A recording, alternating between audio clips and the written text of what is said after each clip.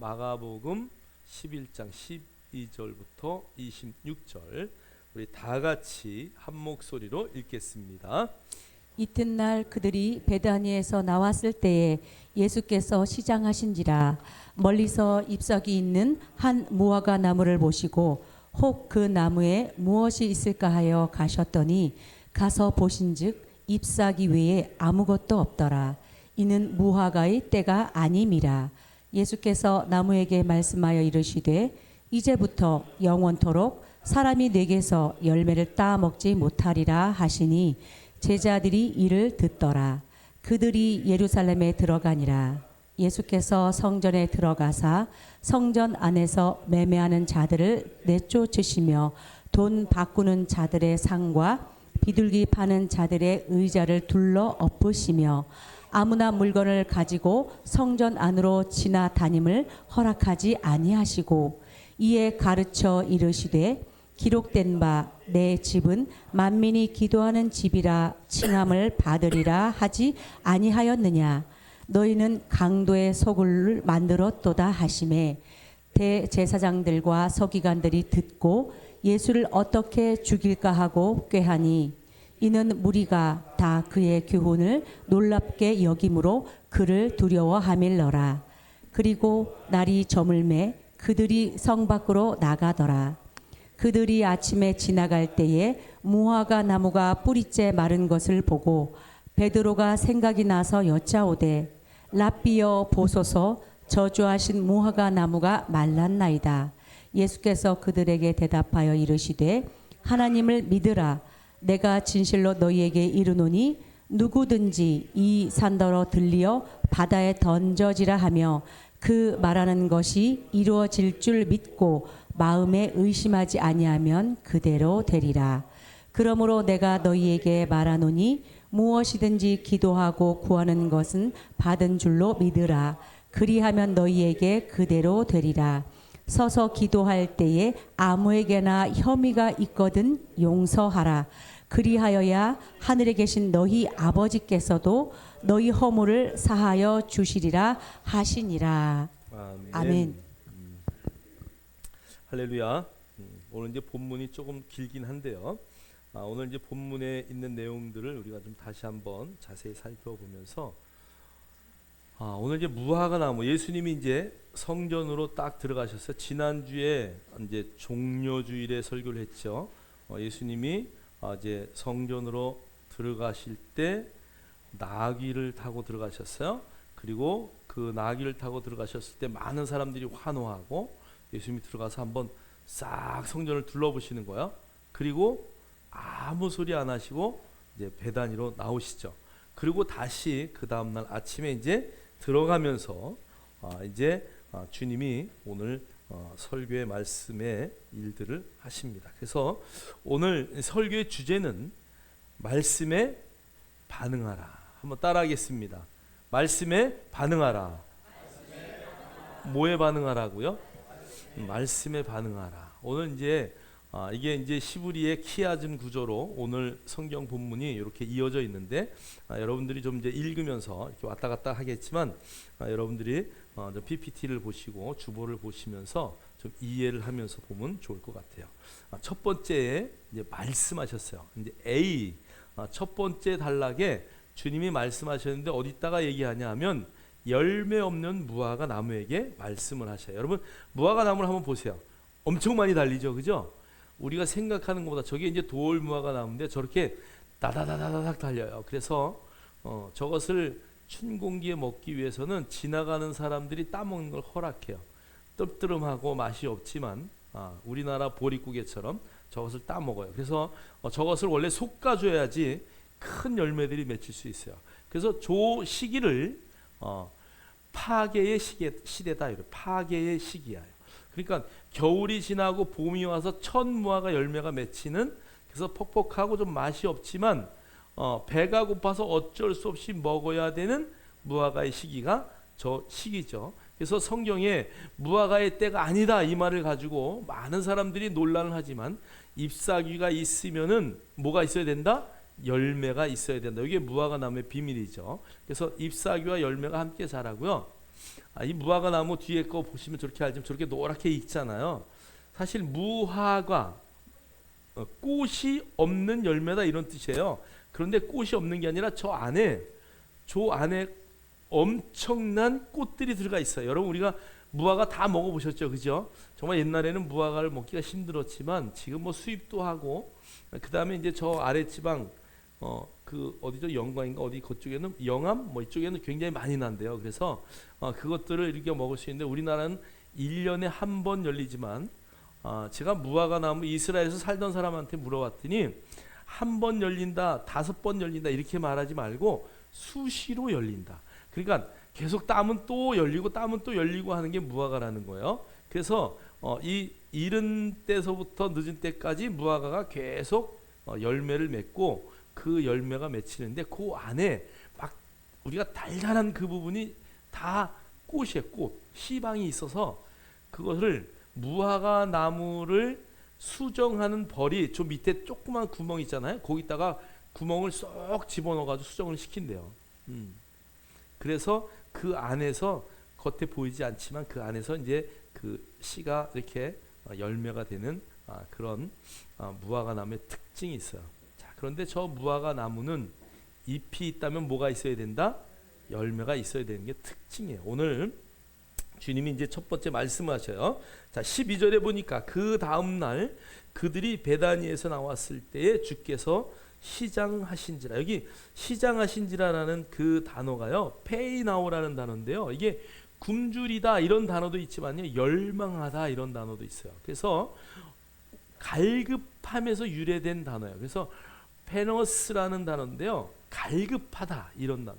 그러니까 이게 모든 성경이 배고프다라고 번역했지만 다른 성경에서 보면은 예수님이 비장한 각오를 갖고 베다니에서 나왔어요. 그래서 주님이 베다니에서 나와서 줄였는데 많은 성경이 보편적으로 배가 고프다 이렇게 시장하셨다라고 번역도 하지만 또 다른 성경에서는 주님이 베다니를 통해서 나갈 때 엄청난 뭐를 이렇게 딱 열망을 갖고 이제 오늘 내가 이 예루살렘 안에서 어떠한 사역을 할 것을 이렇게 결단하는 결혼의 자세로 나왔다는 거죠. 그래서 여기 보세요. 마태복음 5장 6절이 저 동일한 단어거든요. 의에 줄이고 목마른 자. 이거 배고픈 사람인가요? 아니죠. 의에 목마른 자죠. 의를 갈구하는 자요. 하나님의 성전을 향하여 나아가면서 주님이 엄청 목마른 자처럼 의에 목마른 그 모습을 오늘 성경은 말하고 있다는 것이죠. 그래서 주님이 물론 배도 고프셨겠죠. 뭘 드셨는지 안 드셨는지 모르겠지만 어쨌든 배고픈 그런 시장함도 있겠지만 한편으로 성경을 우리가 다시 영적으로 해석한다면 의에 줄이고 목마른 자의 그 결연한 자세로 지금 베다니를 통하여 이제 예루살렘으로 올라가고 계시는 주님의 모습을 우리가 볼 수 있어요. 자, 그런데 13절 보니까 저쪽에 잎이 있는 한 무화과 나무를 보시고 거기에 무언가 있을까 하여 가보셨으나 잎사귀 외에는 아무것도 찾지 못하셨다. 이는 무화과의 때가 아직 아니기 때문이라. 이 말씀 때문에 마가의 설명 때문에 믿지 않는 많은 크리스찬들은 오늘날도 아이고 뭐 예수님은 무화과 때도 아닌데 무화과 열매를 구했을까? 이러면서 또 그리고 그거를 저주했단 말이야. 막 이렇게 말하는 논란의 소지가 있어요. 그런데 여러분 우리가 이스라엘에 정말 있는 살고 있는 사람이라면 저 말을 할 수가 없죠. 그죠? 이 무화과의 때가 아니다라는 것은 아직 테헤나의 때가 아니다. 그래서 주님은 파게 첫 열매 아까처럼 막 주렁주렁 매달려서 아직 익지 않은 설익은 그 열매라도 따먹으려고 했었던 것이다 라는 것을 우리가 알 수 있어요. 자, 14절 읽겠습니다. 시작. 예수께서 대답하여 무화과 나무에게 말씀하시기를 이후로는 영원히 내게서 아무도 열매를 먹지 못하리라고 하시니 제자들이 그 말을 듣더라. 아멘. 아멘. 여기서 말씀하시기를 요 단어가요. 뒤에 한번 보면 설명에 아포크리노라는 단어예요. 여기 아포크리노는 크리노는 판단하다, 재판하다 이런 뜻이거든요. 그러니까 이게 그냥 말씀하셨다는 게 아니라 하나님이 심판하듯이 주님이 잎은 무성한데 열매가 하나도 없는 그 무화과 나무를 보시고 아, 이거 안 되겠구나. 뭔가를 결단하시고 말씀하셨다는 얘기예요. 그냥 가서 말한 게 아니에요. 무화과 나무야 뭐 이렇게 얘기하는 게 아니라 정말 결단을 하고 가서 주님 바라보시고 이야기하셨다라는 것을 우리가 알 수 있어요. 자, 그러면서 뭐라고 말씀하시냐? 이후로 영원히 내게서 아무도 열매를 먹지 못하리라. 주님이 결단하고 내가 이게 진짜 잎사귀가 너무 풍성해가지고 뭔가 있을까 해서 왔는데 아무것도 없네. 그리고 그것을 말씀하셨어요. 그러니까 말씀하신 대로 저주가 임했다. 사실은 뒤에 베드로가 저주라는 단어를 썼는데 저주라기보다는 어떻게 보면 우리의 입장에서 볼 때는 그것은 저주가 아닐 수도 있어요. 자, 우리 한번 뒤에 여러분 주보의 챕터는 맨 아래요. 자, 주님이 말씀하시니까 말씀하신 대로 되는 것이죠. 자, 그래서 오늘 뒤에 이제 A-를 보면 A-, 자, 우리 한번 말씀하셨는데요. 어디에다가 말씀하셨냐면 막고 있는 산에게 말씀하셔요. 어디다가 말씀하신다고요? 막고 있는 산에다가. 불필요한 무화과 나무에 예수님이 말씀하신 것처럼 우리도 말하면 어떻게 된다고요? 그대로 되는 거예요. 자, 22절, 23절, 24절, 25절, 26절 우리가 쭉 연단 한번 읽겠습니다. 시작. 예수께서 대답하여 그들에게 말씀하시기를 하나님을 믿으라. 진실로 내가 너희에게 말하노니 누구든지 이 산더러 옮겨져 바다에 빠지라고 말하고 그의 마음에 의심하지 않으며 그가 말한 것들이 이루어지리라고 믿으면 말한 것은 무엇이든지 이루어지리라. 그러므로 내가 너희에게 말하노니 너희가 기도할 때에 바라는 것들은 무엇이나 받은 것으로 믿으라. 그리하면 너희 것이 되리라. 너희가 서서 기도할 때에 만일 어떤 사람과 적대 관계에 있다면 그를 용서하라. 그러면 하늘에 계신 너희 아버지께서도 너희 죄들을 용서하시리라. 그러나 만일 너희가 용서하지 아니하면 하늘에 계신 너희 아버지께서도 너희 죄들을 용서하지 아니하시리라고 하시더라. 아멘. 아멘. 자, 그러니까 오늘 여기에 23절부터 26절에 보면 계속 말하라는 단어가 계속 나오죠. 그죠? 그러니까 오늘 무화과 나무에게 말씀하셨던 그 예수님의 말씀이 그대로 이루어진 것처럼 우리도 우리의 입술로 그리스도인들이 믿는 하나님의 자녀들이 그 자녀의 권세를 가지고 있는 자들이 말하면 그것이 어떻게 된다고요? 산이 옮겨지는 역사가 반드시 나타난다는 것을 성경은 말하고 있어요. 문제는 뭐냐 하면 23절에 의심. 그래서 23절에 말씀하시기를 하나님을 믿으라. 여기 말씀하시기를 요것도요. 아까 아포크리노 똑같은 단어예요. 주님이 결단하고 말하는 거예요. 어떻게 하라고요? 하나님을 믿어라. 너희들의 삶이 변화되지 않는 것은 너희들이 믿음의 말을 하지 않기 때문에 그렇다는 거야. 그러니까 여러분 믿음의 말을 계속하기를 주의 이름으로 축복합니다. 그래서 여러분들이 어떠한 상황 가운데서도 믿음의 말을 계속 선포하고 던지면 믿음의 역사가 나타나요. 저희가 여기 진천에 처음 와가지고 어디 그 강원도에 바닷가 쪽에 그 매실 농장을 소개받았어요. 바닷가에 있는 매실 농장인데 거기는 어떤 매실을 따냐 하면은 청매실이 아니라 홍매실이라고 그래요. 빨갛게 익은 매실. 그러니까 매실 그 청을 담그려면 좀 퍼런 걸 갖다 담그잖아요. 그런데 이분은 그게 아니다. 그건 원래 독이 많기 때문에 잘 익은 매실을 담그는 게 좋대요. 그러면서 그분은 매실을 딱 주문하면 아주 익어 터지기 바로 전에 그렇게 해서 딱 택배로 보내줘요. 근데 그분은 어떻게 키우냐면은 하루 종일 매실나무 그 넓은 농장에 음악을 틀어줘요. 찬송가를 막 틀어줘요. 그리고 농약을 하나도 안 써요.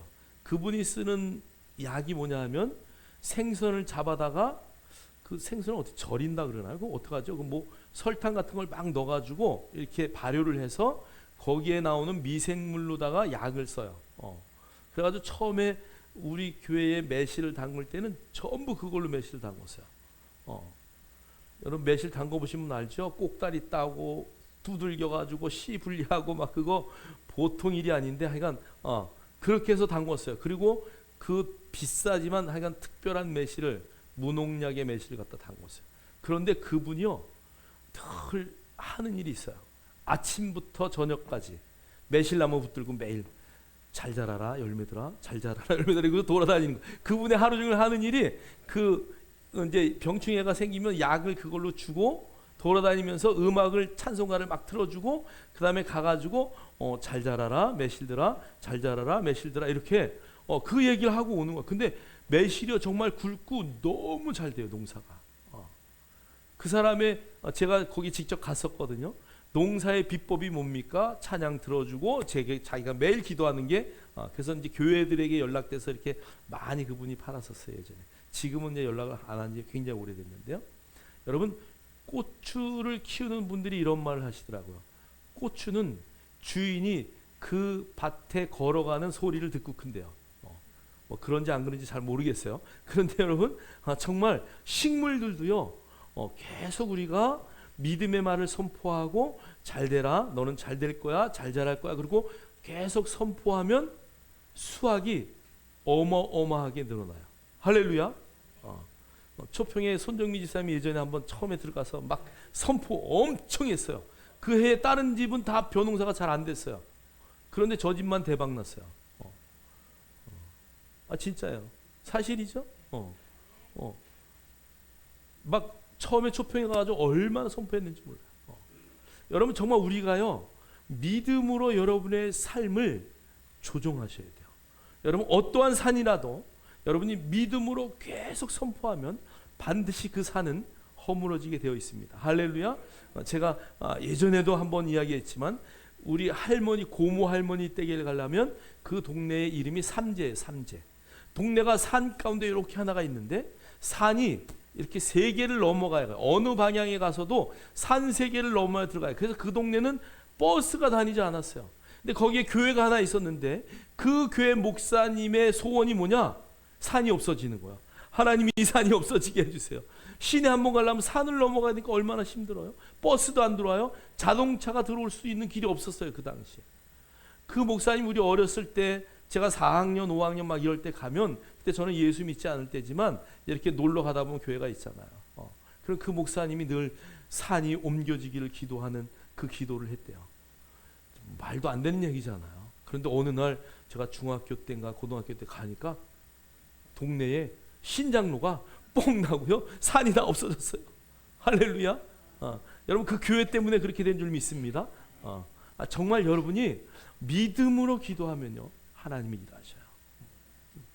어떠한 산이 여러분의 인생을 막고 있다 할지라도 주님이 무화과 나무에 그 말씀을 하셨을 때 주님의 의도대로 그것이 되었던 것처럼 우리가 막혀있는 산에 대하여 명령할 때에 여러분 반드시 이루어질 줄 믿습니다. 여러분의 건강, 물질 모든 것들 다 최선을 다하여 선포해야 돼요. 제가 존리라고 하는 우리나라의 그 증권회사 사장인데요. 우리나라의 얘기 들어보니까 한 10대 부자 안에 든대요. 이분이 그런 얘기 하더라고요. 아이들을 만나가지고 부모들하고 강의를 하면서 아이들에게 너희들 뭐 이렇게 열심히 공부하니? 좋은 학교 가려고요. 좋은 학교 가서 뭐 하려고 하니? 좋은 학교 가서 좋은 회사 취직해야죠. 좋은 회사 취직해서 뭐 하려고 하니? 돈 많이 벌어야죠. 돈 많이 벌려고 결국은 열심히 공부하는 거예요. 그런데 서울의 아이들 보니까 자기가 보니까 그런 거예요. 그 사람이 미국에 살다가 한국에 들어와서 본 눈이에요.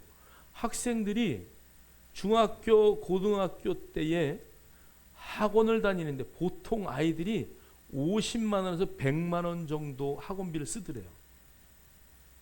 그래서 야, 돈은 지금부터 벌어야 돼. 학원을 다닌다고 네가 공부 잘하냐?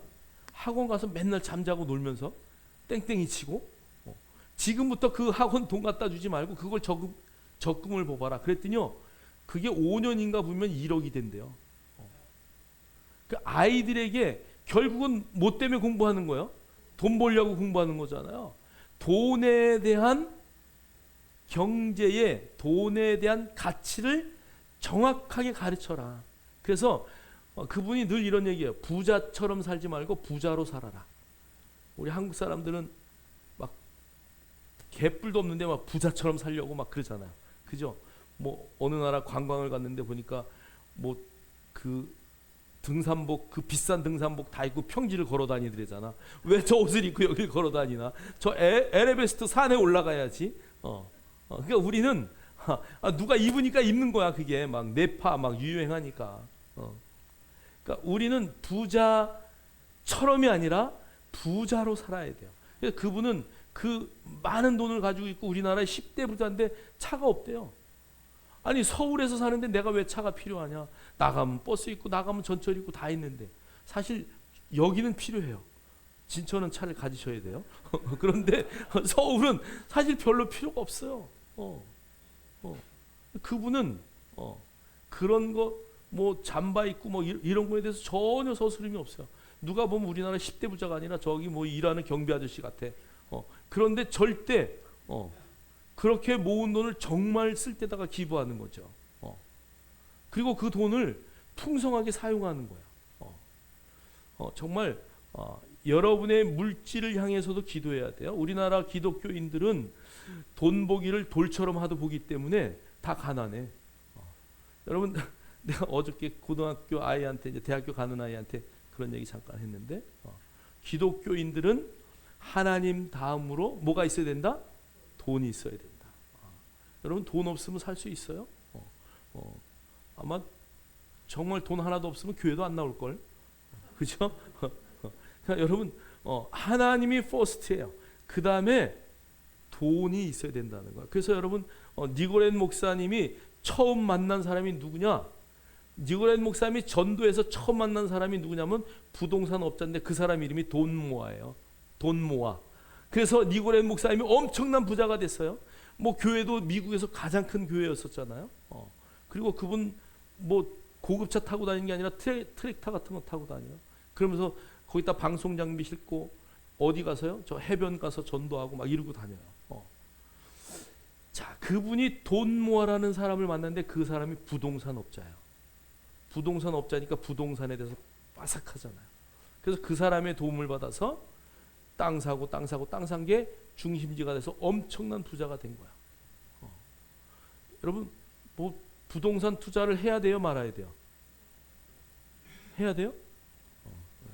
여러분 부동산도 그래서 유대인들은 부동산에 대해서 은행의 금리에 대해서 주식에 대해서 13살부터 철저하게 가르친다 그러잖아요.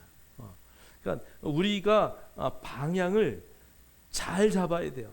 크리스찬들이 정말 목소리를 내고 하나님의 말씀대로 살아가려면 여러분들이 여러분의 물질에 대해서도 선포해야 되고 여러분의 건강에 대해서도 또 여러분의 신앙에 대해서도 정말 하나님 다음으로 물질이 하나님보다 위에 가면 절대 안 돼요. 그건 망하는 지름길이에요.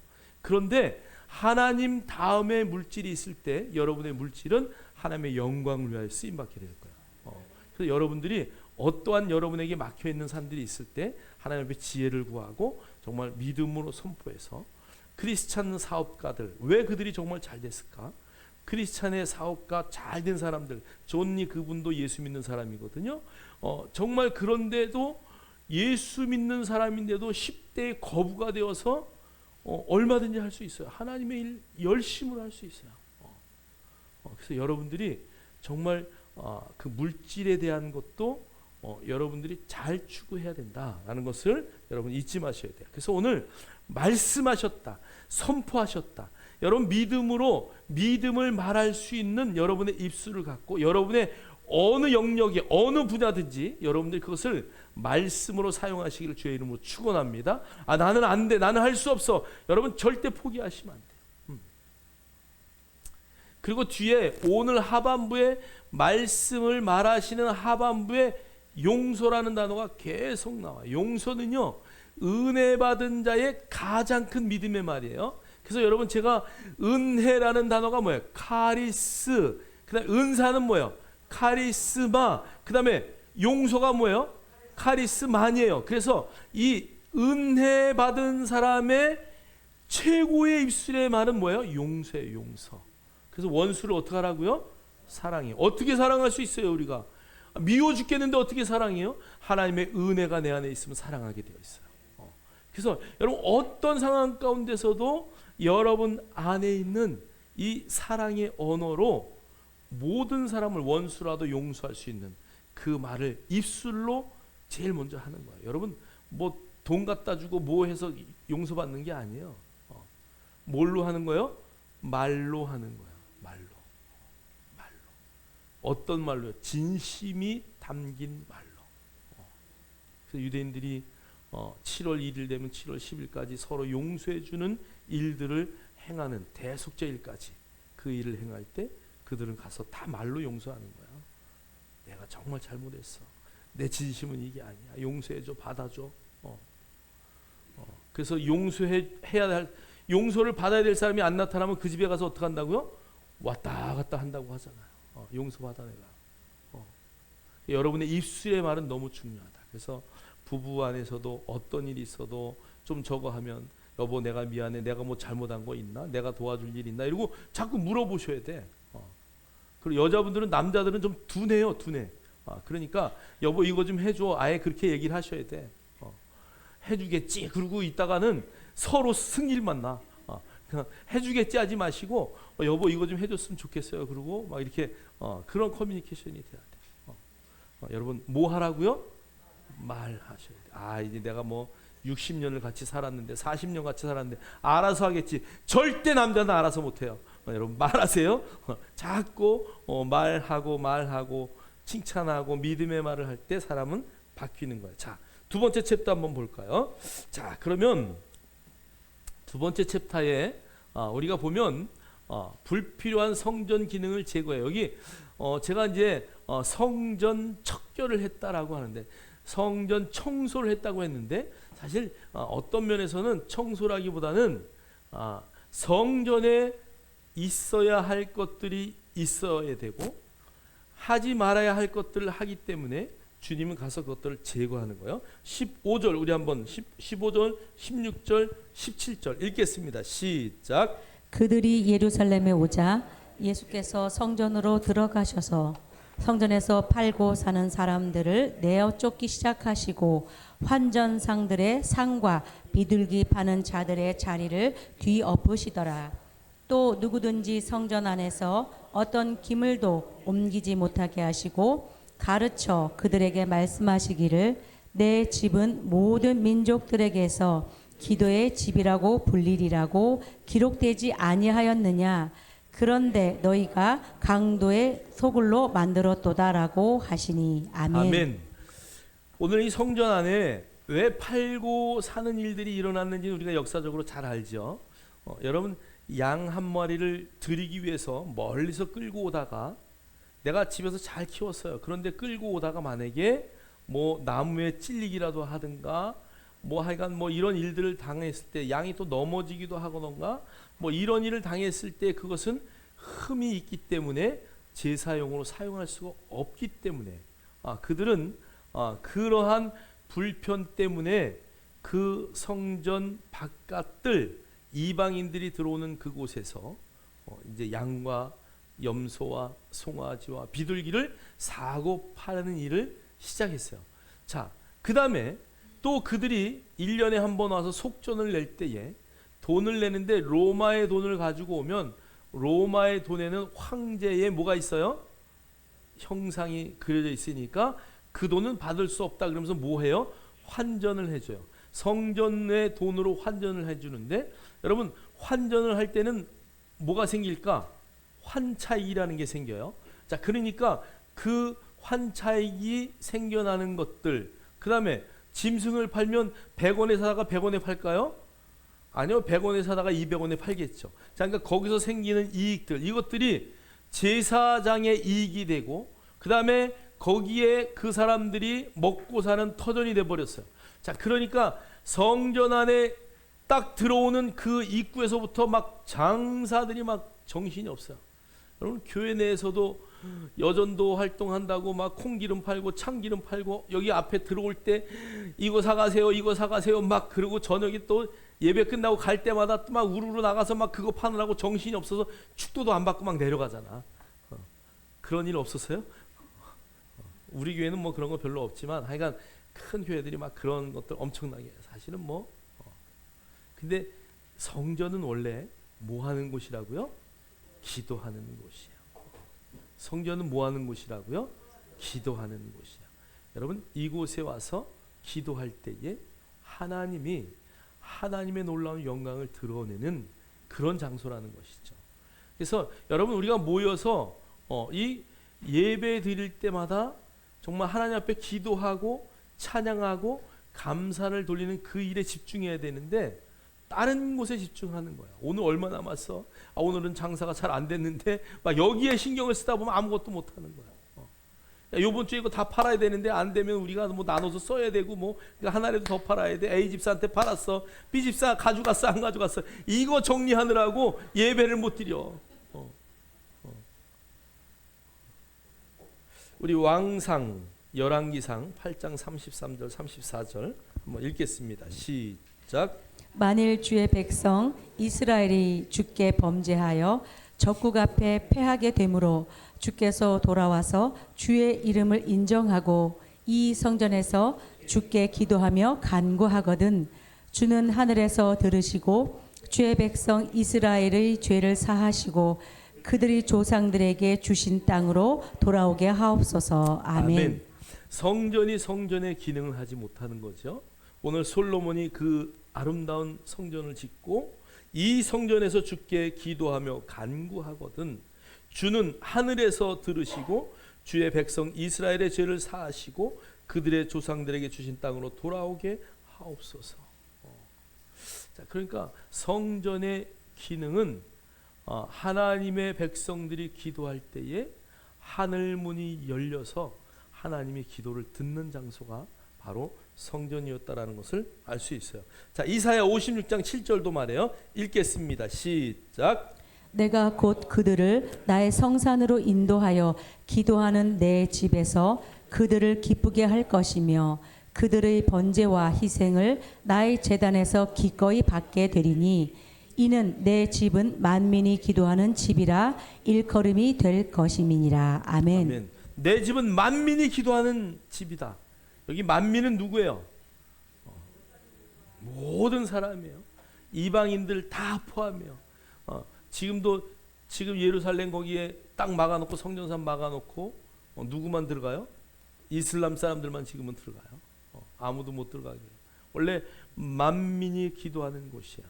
그래서 주님이 십자가에 죽으심으로 성전의 휘장을 찢어 놓으시고 누구나 하나님 앞에 담대히 나갈 수 있는 그 길을 열어 놓으신 줄 믿습니다. 왜요? 성전의 기능을 하지 못하기 때문에. 제사장들이 제사장의 기능을 하지 못하기 때문에. 여러분 만민이 기도하는 그 집을 위해서 주님이 오늘 그 성전에 들어가서 장사하는, 정말 기도를 방해하는 모든 것들을 제거하는 일들을 행하셨다는 것을 알 수 있어요. 자, 그럼 우리 불필요한 무화과 나무를 제거하신 뒤에 부분 한번 읽겠습니다. 시작. 저녁이 되자 주께서 성읍 밖으로 나가시더라. 아침에 그들이 지나갈 때에 그 무화과 나무가 뿌리로부터 말라 버린 것을 보고 베드로가 생각이 나서 주께 말씀드리기를 선생님 보소서, 선생님께서 저주하신 그 무화과 나무가 말라 버렸나이다 라고 하니. 아멘. 아멘. 자, 그러면 성전에 필요 없는 것들을 제거하고 성전이 올바른 기능으로 나아갈 수 있도록 만들었어요. 자, 오늘 이 무화과 나무가 뿌리채 마른 것들을 제자들이 보았어요. 그리고 저주하셨습니다. 사실은 저주라고 하는 단어보다는 주님이 말씀하신 대로 무화과 나무가 제거되었습니다. 여러분, 이 제거라는 단어는 어떤 면에서는 무화과 나무 입장에서 볼 때는 불편할 수 있는 단어지만, 여러분 보세요. 무화과 나무가 있어요. 잎사귀만 하나까지 있고 열매가 없어요. 그러면 예수님만 그 무화과 나무에게 속았을까요? 많은 사람들이 지나가다가 저기 열매가 있겠구나 그러고 달려갔겠죠. 그러니까 많은 사람에게 겉만 화려한 모습을 계속 보여줬기 때문에 예수님이 그 무화과 나무를 제거하신 거예요. 자, 그러니까 저와 여러분의 입장, 그리스도를 믿는 우리의 입장에서는 저 외식하는 우리의 그 겉의 화려함 때문에 우리의 모든 시선을 빼앗는 것을 제거해 주신 것은 너무 감사한 일이죠. 여러분, 이 기능이 정말 여러분들이 보는 눈, 여러분들이 가는 발걸음에 여러분을 유혹하는 모든 것들이 있다면 여러분 어떻게 해야 돼요? 제거해야 돼요. 그 제거할 수 있는 놀라운 능력들이 저와 여러분 안에 있는 줄 믿습니다. 이게 죄가 죄되는 줄도 모르고 계속 빠져들어가요. 특히나 여러분 정말 여러분들이 보는 모든 그 미디어들 가운데 여러분을 유혹하는 것들이, 나를 그걸로부터 해방하지 못하는 것들이 있다면 과감하게 지워버리고 끊어버려야 돼요. 자, 우리 한번 마태복음 23장 27절 한번 읽겠습니다. 시작. 화 있을진저 외식하는 서기관들과 바리새인들이여, 회칠한 무덤 같으니 겉으로는 아름답게 보이나 그 안에는 죽은 사람의 뼈와 모든 더러운 것이 가득하도다. 아멘. 아멘. 그래서 겉으로는 아름답게 보이나 그 안에 죽은 사람의 뼈와 모든 더러운 것들이 가득하다. 그러니까 서기관들과 바리새인들이 백성의 지도자라고 하지만 자기들의 뭐를 채우려고요? 배를 채우려고 회칠한 무덤 같으니 겉으로는 아름답게 보일 뿐이에요. 그래서 주님이 오셔서 가장 싫어한 사람들이 바로 서기관들과 바리새인과 제사장들 같은 어떤 지도자라고요? 종교성을 갖게 하는 지도자들이에요. 너희들 이곳에 와서 이렇게 해야 돼. 이것이 법이야. 여러분, 이슬람 사람들이 그 뭐 할 때죠? 기도하는 그때 뭐라 그래요?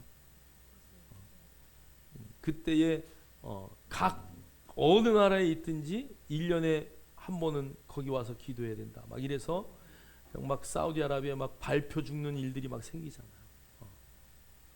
여러분, 하나님은 그곳에만 있는 것이 아니라는 것을 우리는 잘 알고 있어요.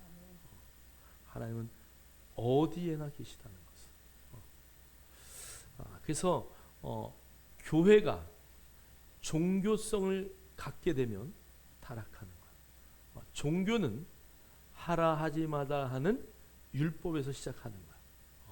종교는 매는 거야. 그래서 기독교는 종교가 아니야. 여러분 이해가 되십니까? 기독교는 종교가 아니야. 기독교는 바울의 계시로 선포하는 그 모든 말씀들을 보면 이미 내 안에 나를 위하여 하나님이 와 계시는 거야.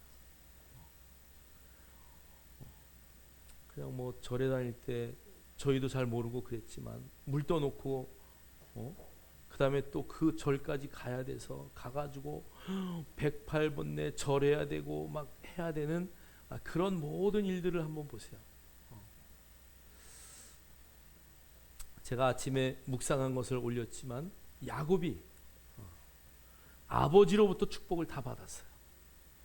그리고 야복강 나루터 가기 전에 베델에서 일단 그 하란의 외삼촌 댁에 가기 전에 베델에서 또 하나님을 만나서 또 하나님이 축복의 말을 하셔요.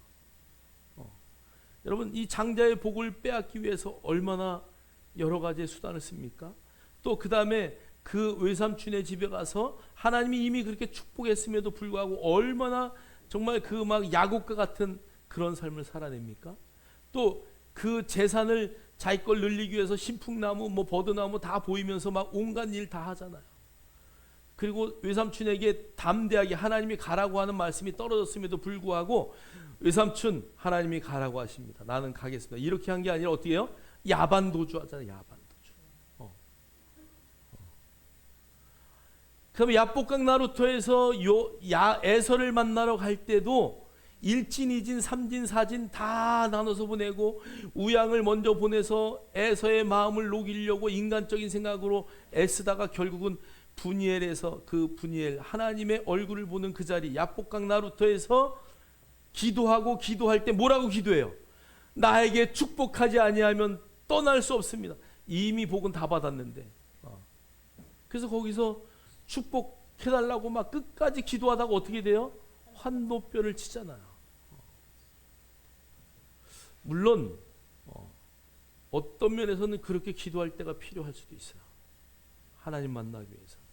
그러나 이미 그 복의 근원이 되었음에도 불구하고 그 복을 깨닫기 전까지는 그러한 삶을 사는 거야.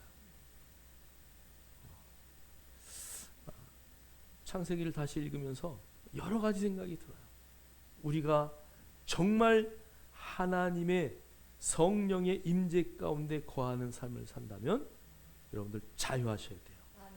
그 안에 산다면 정말 주님이 내 안에 계시다면 여러분의 모든 신앙의 삶은 기쁨과 감사함으로 상황과 상관없이 넘쳐야 되는 거예요.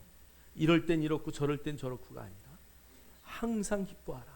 쉬지 말고 기도하라. 범사에 감사하는 그것이 우리 안에 넘쳐나야 될 줄 믿습니다. 정말 기독교를 종교로 만들지 마시고 정말 하나님 안에서 믿음으로 승리하는 저와 여러분 되기를 주님의 이름으로 축원합니다. 이 중요한 말을 하는데 눈을 감고 계시면 내가 할 말이 없어져. 자, 마가복음 7장 6절. 마가복음 7장 6절 읽겠습니다. 시작. 이르시되 이사야가 너희 외식하는 자에 대하여 잘 예언하였도다. 기록하였으되 이 백성이 입술로는 나를 공경하되 마음은 내게서 멀도다. 아멘. 아멘. 그래서 여러분 마음 관리를 잘 하셔야 돼요. 이사야가 외식하는 자에 대하여 잘 예언했다. 이 백성이 입술로는 나를 공경하되 마음은 내게서 멀도다. 입술과 마음은 하나여야 돼요. 그래서 마음에 있는 것이 어디로 나와요? 입으로 나와요. 그런데 마음은 아닌데 입술로만 조잘조잘되는 것은 하나님이 절대 기뻐하지 않으셔. 그걸 뭐라고 말하냐? 외식하는 자다라고 성경이 말하고 있어요. 여러분 말한 것은 그대로 이루어질 줄 믿습니다. 그래서 여러분의 말이 여러분의 마음에서 우러난 말들 해야 되고요. 여러분의 마음이 하나님의 말씀으로 붙잡혀야 되는 거예요. 자, 오늘의 결론을 이야기할게요. 여러분 보세요. 이제 무화과 나무에게 말씀하신 하나님, 그 말씀대로 무화과 나무가 반응했듯이 우리도 이 산을 들어 바다에 옮겨지라고 말하면 그것들이 그대로 반응할 줄 믿습니다. 그래서 여러분 말씀의 중요함을 이야기했고요. 자, 그 말씀이 여러분의 삶에 중요하게 되려면 무화과 나무가 제거되듯이 성전 안에 제거될 것들이 제거돼야 돼요. 여러분 이 성전은 우리의 뭐예요? 마음이 성전이에요. 그죠? 고린도서에 말하잖아요. 너의 마음이 너의 몸이 하나님의 성전인 것을 알지 못하냐? 여러분 안에 정말 제거돼야 될 것들이 무엇인지 우리는 잘 인식해야 돼요. 자, 그것들이 제거됐다면 이제 말씀에 대해서 뭐 할 수 있냐? 반응할 수 있어야 돼요. 자, 오늘 서기관들과 바리새인들의 그 제사장들의 반응을 한번 보세요. 18절 읽겠습니다. 시작. 서기관들과 대제사장들이 그 말을 듣고 어떻게 그를 죽일까 하고 기회를 찾더라. 그들이 주를 두려워함은 모든 백성이 주의 교리에 놀랐기 때문이라. 아멘. 그 서기관들과 대제사장들이요, 주님의 말씀에 뭐 했다고요? 두려워해요. 그리고 그 교리가 자기들이 생각한 것과 같지 않을 뿐 아니라 올바르기 때문에 놀랬어요. 아, 주님의 말씀이 맞구나. 아, 주님의 말씀이 너무 정확하기 때문에, 야, 어떻게 저런 말씀을 할까? 저분은 하나님이 보내신 분이 맞아라고 하는 경외함 가운데 두려움이 이 안에 있었다는 거야. 여러분, 하나님의 말씀을 들을 때 그런 것을 느끼십니까? 야, 정말 요즘에 성경을 다시 읽으면서 또 야, 정말 이런 말씀이 있었구나. 야, 이게 이런 뜻이었구나. 이러고 막 다시 또 깨닫는 역사가 성경을 읽을 때마다 우리 안에 있어요. 자, 그러면서 야, 말씀은 정말 대단해. 하나님은 정말 대단해. 어떻게 우리의 마음을 아시고 이런 말씀을 다 기록해 놨을까라고 여러분 안에 경외함과 그 놀라운 말씀에 정말 감동이 요 안에서 밀려오십니까? 아멘 안 하시는 분은 안 읽으시는 겁니까? 아멘?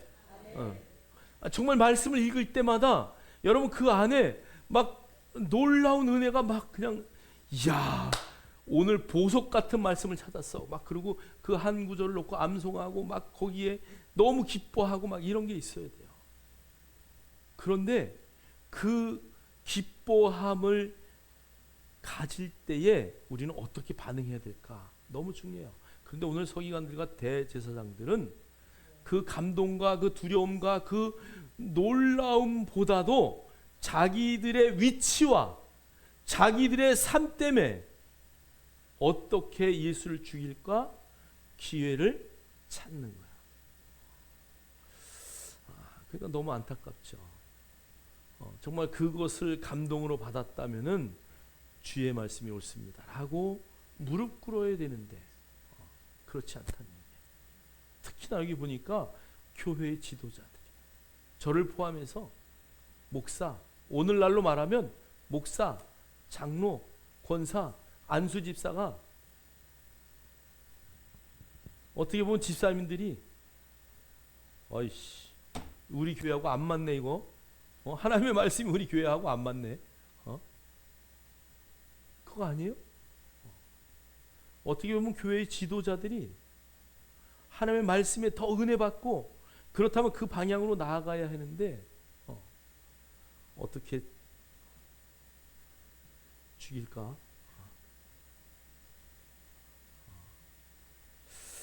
여러분 한 번쯤 우리가 생각해 봐야 할 말씀이에요. 여러분 말씀에 어떻게 반응할 것인가? 오늘 우리에게 던지는 주님의 은혜의 말씀이에요. 어떻게 반응할 것인가? 대표적인 물론 다윗서부터 아브라함서부터 말씀에 반응한 믿음의 선진들의 얘기가 굉장히 많죠. 에스더 같은 경우는 죽으면 죽으리라 하는 그런 반응을 했고요. 또 자기가 사자굴에 던져질 줄 알고도 문을 활짝 열고 기도했던 다니엘도 있고요. 다니엘의 세 친구는 불 속에 던져질 것을 알고도 금신상 앞에 절하지 아니하였던 믿음의 선진들도 있어요. 그러나 그렇지 않은 자들도 엄청나게 많죠. 발람 선지자를 한번 보세요. 하나님이 가지 말라. 하나님 가고 싶어요. 저 돈이 안 보이세요? 그리고 그 길을 가서 낙타가 내가 언제든 너의 말을 듣지 않은 적이 있느냐? 그리고 낙타가 호통을 쳐요 사람에게. 그런 일까지 당하는 정말 믿음 없는 그런 선지자의 모습도 우리 성경을 통해서 볼 수 있어요. 그러나 대표적으로 사도행전의 두 구절을 제가 뽑았어요. 사도행전 2장 37절 읽겠습니다. 그들이 이 말을 듣고 마음에 찔려 베드로와 다른 사도들에게 물어 이르되 형제들아 우리가 어찌할꼬 하거늘. 아멘. 베드로가 예수 그리스도에 대한 이야기를 쭉 하는 거야. 그러면서 복음을 많은 사람들 앞에 친 거예요. 이 말을 듣고 마음에 찔려요. 여기에 모든 군중들은 누구일까요? 유대인들이죠. 물론 이방 사람들도 왔죠. 막 방언을 하고 막 난리를 치니까 베드로가 이 어찌 됨이냐? 그럴 때 요엘 선지자의 이야기를 하면서 오늘 예수 그리스도에 대한 복음을 사도행전 2장에서 전파해요. 그럴 때 그 많은 사람들이 십자가에 죽인 그 예수 그리스도, 내가 바로 죽인 자구나 라고 마음에 찔려서 우리가 어찌할꼬 라고 답변을 하고 그 자리에서 그들이 뭘 받아요? 세례를 받고 그 하루에 3,000명이나 되는 사람들이 예수 그리스도인으로 돌아서는 장면을 볼 수 있어요. 너무 긍정적이죠. 자, 그런데 사도행전 7장 54절 읽겠습니다. 시작. 그들이 이 말을 듣고 마음에 찔려 그를 향하여 이를 갈거늘. 아멘. 동일한 복음의 이야기를 들어요. 구약의 아브라함서부터 쭉 믿음의 선진들의 이야기를 스데반이 쭉 늘어나요. 그리고 그 예수를 십자가에 너희들이 못 박아 죽였다라는 이야기를 할 때에 이 말을 듣고 마음에 찔려. 그럼 어떻게 해야 돼요? 내가 잘못했구나. 어찌할꼬 해야 되는데 그들은 뭐를 갈았다고요? 이를 갈았다는 거예요. 여러분, 말씀에 대한 두 가지의 반응을 우리는 정확하게 이해해요. 하나님의 말씀이 믿음으로 선포될 때에 어떤 사람은 이것을 아멘으로 내 말씀을 받는가, 어떤 사람은 아이고 저건 A 집사가 들었어야 되는데 오늘 A 집사가 안 왔네? 그러지 마시고 누구의 말씀으로? 내 말씀으로. 그리고 여러분, 그 말씀을 듣고 아니 목사님이 나한테 하는 얘기네? 그리고 이를 갈지 마시고 오늘 목사님의 입술을 통해서 하나님이 그 말씀을 하시는 거예요. 여러분, 목사는 여기서 한 사람 한 사람에 대한 이야기를 할 수가 없어요. 하나님이 허락도 하지 않지만 또 그런 말씀을 말하게 할 때는 또 하나님의 어떠한 의도가 계시는 거예요.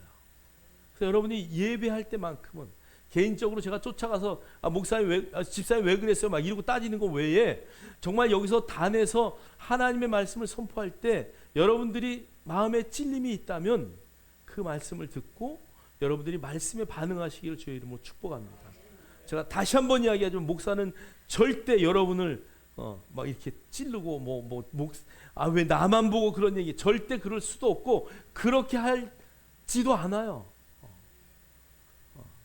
이를 갈지 마시고 마음에 찔려서 정말 은혜를 사모하는 믿음의 역사들이 있기를 주의 이름으로 축복합니다. 축복합니다. 오늘 설교의 마지막 말씀은 그거예요. 여러분, 말씀에 반응하시기 바랍니다.